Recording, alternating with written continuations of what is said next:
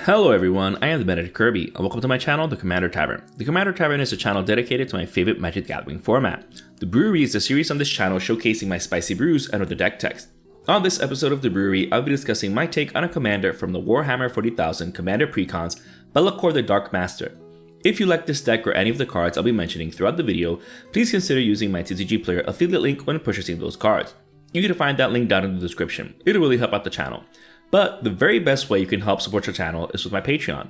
There are plenty of perks for being a patron, such as early access to certain videos, exclusive deck text, gifts, and more. You can also support my channel for free by simply liking, subscribing, and sharing, which also helps out a lot. I put out a video every Monday, so you don't want to miss out.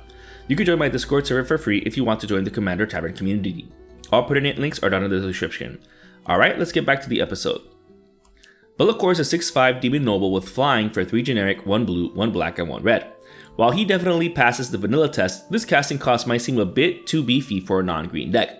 However, while the deck has plenty of ways to accelerate its mana output, you don't really need to cast Be'lakor so early on, since his first triggered ability depends on how many demons you already control. When he enters the battlefield, you'll draw X cards and lose X life, where X is the amount of demons you control. This is amazing for mid-game when your hand is potentially getting emptied, but you have a decent enough board state. Then, once he's in play, every new demon that enters the battlefield under your control will deal damage equal to its power to any target. So it's like a one-sided pandemonium, but for demons. Naturally, these triggers make Be'lakor a potential commander for a demon tribal deck. However, before we get to the demons in the deck, let's first go over how to make the most of Be'lakor's abilities. We don't want to depend on controlling a lot of huge threats that opponents are going to want to get rid of. Plus, demons aren't exactly the lowest CMC tribe there is, so the deck will require some setup. One such setup involves cards like Conjurer's Closet, Thassa Deep Dwelling, and Deadeye Navigator. Not only can we blink any other demon in order to snipe creatures and planeswalkers with Be'lakor's second ability, but to send that damage to an opponent's face too. But best of all, we can blink Be'lakor to potentially refill our hand at the end of each of our turns, or with being soul bounded to Deadeye Navigator at instant speed whenever we want for just 2 mana. This can also be used to protect Be'lakor from targeted removal as well. Helm of the Host is another way to get more Be'lakor ETB triggers because it creates non-legendary token copies of him at the beginning of our combat step. This is absolutely disgusting, so it's pretty fitting for this Demon Lord. The token will trigger itself, drawing you X cards at the cost of X life, while also triggering the original, dealing damage to any target. As if that wasn't busted enough, we get to keep the token, so any new demon entering the battlefield will have double the Pandemonium trigger. In fact, since Be'lakor is blue, Sakashima the Imposter, Sakashima of 1,000 Faces, and Spark Double are also included for the same reason. When these enter the battlefield as a copy of Be'lakor, we'll also draw X cards at the cost of X life, while also getting that Pandemonium trigger. Best of all, we'll now have copies of Be'lakor for any future demon entering the battlefield. Things get out of hand very quickly. But wait, there is more. Molten Echoes, Reflections of Littjara, and Kindred Charge also included. Thanks to the enchantments, any demon we cast will get copied. Unfortunately, the token copy created by Molten Echoes gets exiled at the beginning of the next end step, but we'll still get any ETB triggers, as well as being able to attack with it. The sorcery is a potential game ender with even just a handful of powerful demons already in play. We get the Be'lakor Pandemonium triggers, and then we can swing in with them. Pretty brutal. However, due to the massive life loss, the deck is running Whip of Erebos to give a lifelink to all of our creatures. That way, when they trigger Be'lakor, we at least gain life there. Then we can worry about life gain during combat. But Be'lakor drawing us into so many cards can also potentially kill us with a life loss. Some more cards to help balance out Be'lakor's potential bustedness are Thought Vessel, Decanter of Endless Water, and Reliquary Tower. We are going to be drawing into a ton of cards with this deck, and not necessarily by just Be'lakor either, but we'll see those cards in a bit. The point is that you'll be digging deep through your library here. As for those demons in the deck, there are plenty to choose from, so you don't have to use the same ones I brewed with. Granted, I did find these to be amazing while tested the deck, but that's the beauty of tribal decks. You can build them pretty much however you want to. Most of the demons I chose focus around the main 3 aspects of commander deck construction: interaction, card advantage, and mana acceleration. So let's start with those. Archfiend of Depravity can be quite oppressive against horde and token decks. Having to sacrifice down to just 2 creatures at the beginning of your end step can be quite harrowing against opponents with a full board. Granted, they might be tempted to just swing into you if they feel like they're going to lose their army anyways, but that might also be against their best interest. This card is quite demonic indeed. It's also a 5/4 flyer for just 5 mana, which is amazing. Reaver Demon and Kindred Dominance don't wait around for the payoff and wipe the board upon resolution. Well, opponents' boards at least. There aren't many non-black creatures in the deck, so the demon will hardly affect our board. And even if opponents do have a couple of stragglers afterwards, they won't have a board state even close to ours. So while it might be a bit overcosted at a whopping 8 mana, the deck does have ways to reduce its cost as well as generate mana, so don't worry too much about it. It's also a 6/6 flyer, so it's still got a good body afterwards. The sorcery should be pretty obvious which creature type we're choosing. Fortunately, Demon Tribal is not a common tribe, so the chances of facing off against a mirror match are quite slim. Demon of Dark Schemes can also potentially help wipe the board, at the very least against weenie tokens and hate bears. This does hit our own creatures, but our demon army is quite beefy, so it's barely a tickle.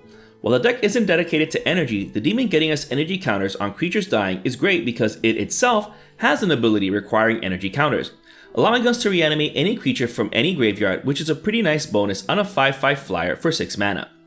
Some further interaction can be found on Balor, Lord Xander the Collector, and Lord of the Void. When Balor attacks or dies, it can affect each opponent with a different option from its modes. Naturally, choose whichever opponent will be most adversely affected by whichever mode. It's also a 5/5 flyer for 5 mana, which is great. Xander already annoys an opponent just by entering the battlefield, making them discard half the cards in their hand. Then, whoever he attacks has to mill half the cards of their library. If that weren't enough, when he dies, target opponent sacrifices half the non-land permanents they control. His only downside is not being able to fly, but at least he's 6/6. Lord of the Void can be especially annoying because the mill is actually exile and then you get to steal a creature from those cards for free, on a flying 7/7 for 7 mana no less. This card is nuts. Demon of Loathing and Demon of Wailing Agonies have the defending opponent sacrifice a creature when they get smacked by them. While this might not seem that impactful, smacking the Voltron player will essentially keep them out of the game. Alright, as for card advantage, the deck's running Bloodgift Demon and Indulgent Tormentor. Having Phyrexian Arena on a body is already good, but it being a 5/4 flying demon is exactly the kind of stuff the deck wants. Indulgent Tormentor might not always draw us a card, but an opponent will have to either sacrifice a creature or get to lose 3 life to deprive us. And it's a 5/3 flyer, so you can always get Retribution. Harvester of Souls and Kothafet Soul Hoarder might potentially draw us into more cards thanks to their triggers occurring more often. The former triggers whenever a non-token creature dies, and the latter whenever any permanent controlled by another player goes to the graveyard. This goes for fetch lands, treasure tokens, etc., so it's definitely more useful. Granted, he'll mostly trigger off of creatures getting killed, but is absolutely glorious against treasure decks. Villus Broker of Blood might have the best draw effect out of all of these though, since he triggers whenever we lose life. For those keeping track, this synergizes brutally with Be'lakor. When we lose life drawing cards to Bellacor's ETB trigger, we draw that same amount of cards thanks to Villus. We're basically drawing 2 cards for every life lost. If that weren't enough, a lot of effects in the deck has us losing life and drawing cards also. So Villus definitely does some work. He does cost a whopping 8 mana to cast, but he's an 8/8 flyer that also has a built-in way to snipe creatures. We do have to pay 1 black and 2 life to kill them, -1/-1 at a time, but at least we're drawing cards for it too. Kindred Discovery and Vanquisher's Banner are some more synergistic draw effects, assuming you choose Demon as the creature type. These draws a card whenever a demon enters the battlefield under our control, but the enchantment has the added bonus of also drawing us a card whenever a demon we control attacks. The artifact has the added bonus of giving a +1/+1 pump to all of our demons. However, Runescar Demon and Vargaroth's Bloodsky Sire provide the best kind of card advantage, which is tutoring. While the former only tutors when it enters the battlefield, at least it does it immediately. Vargoth top decks it and only if we attack with it to pay for the boast cost. It's still a good effect though, since the deck has so many ways to draw cards as we just saw. As for mana acceleration goes, Herald of the Slaanesh does a ton of work. Being a cheap demon that reduces the cost of our demon spells by 2 generic mana is no joke. If we maintain curve, we can cast Be'lakor next turn after it. If that weren't enough, it also gives haste to our other demons. This card is insane here. Same as Herald's Horn and Urza's Incubator. These also reduce the cost of our own demon spells if we choose it at the creature type. As a bonus, the Horn can also potentially draw us an additional card on our upkeep if we're revealing a demon. However, we can bypass casting costs altogether thanks to Bulb's Portal and Satoru Umezawa. By choosing Demon, we can cheat in any demon from our hand at instant speed for just 3 untapping. Not bad when you want to keep opponents on edge. With Satoru giving our creatures in hand ninjutsu for just 4 mana, we can also be treating our demons as if they were in a revolving door. Since almost all demons in the deck have flying, all we need is just 1 player without appropriate blockers. Then we can swap out demons in play for those in our hand for just 4 mana. Imagine swinging in with Be'lakor and then in response to the end of combat, ninjutsu in another demon after Be'lakor already dealt his commander damage. And then, since that demon is unblocked, ninjutsu Be'lakor back in to draw into even more cards. Super busted. Ninjutsu is so busted in this deck that Bloodthirster is even better thanks to it. Before Bloodthirster connects with the third opponent, ninjutsu it out and then back in before combat damage. You now have a different instance of Bloodthirster damage. With enough mana, you can deal a ton of damage around the board. So good. Even on its own, this demon is busted. It's potentially dealing 6 damage to each opponent in a single turn, plus it has flying and trample for just 6 mana. Some miscellaneous demons in the deck include Great Unclean One, Archfiend of Despair, and Sower of Discord. These help magnify the pain even further by having opponents lose even more life. And they'll be losing quite a lot of it, given that most of our creatures are huge flyers. What's great about Sower of Discord is that it's a great way to get around Pillow Fort effects and other protective nonsense. You choose that player and any other hapless victim that you can attack into. Problem solved. Blood Crusher of Khorne is another useful demon that's relatively cheap to cast. Giving trample to our huge flyers is great because the last thing we want is for them to get chump blocked, if we want to inflict as much pain as possible onto our opponents. The Blood God demands it. Speaking of flying beaters with trample, Obnixilis Unshackled can get quite scary. It doesn't outright prevent opponents from searching their libraries, but each time they do, they lose 10 life and sacrifice a creature. Good luck with those fetch lands and land-based ramp spells. As if that weren't enough, whenever another creature dies, he gets a +1/+1 counter. On his own, he's a 4/4 with 2 keywords for 6 mana, which isn't bad. But he can get very big very quickly, since we're destroying creatures plentifully.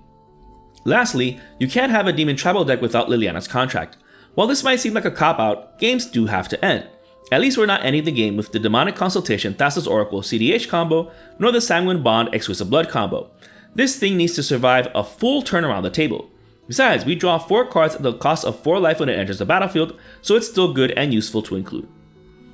The following cards are needed by every commander deck, which are the deck's card advantage, interaction, and mana acceleration.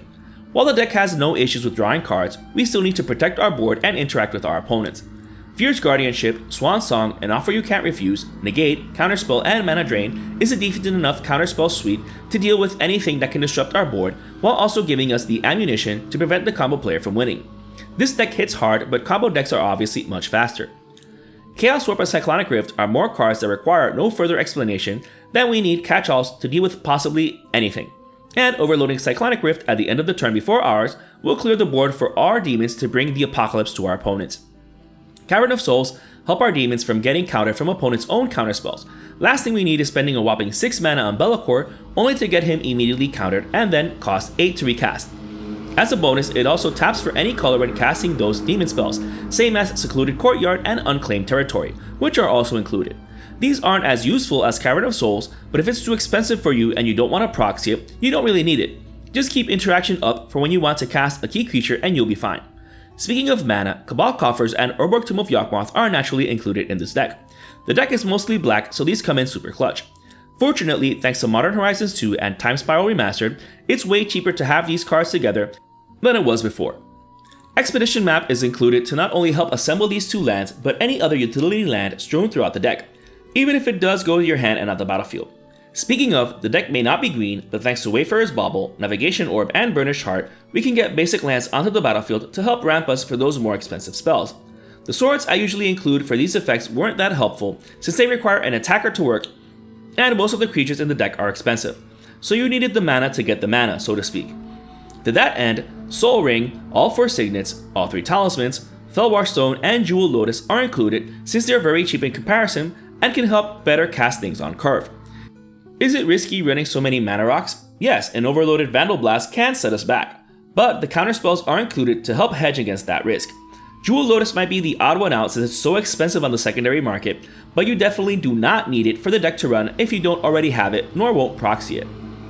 The rest of the deck is just the rest of the lands. The deck's running all 9 fetch lands, all 3 shock lands, all 3 snow duels, all 3 slow duels, Xander's Lounge, Command Tower, and Ancient Tomb, as well as 1 island, 1 mountain, and 5 swamps due to the mana cost distribution.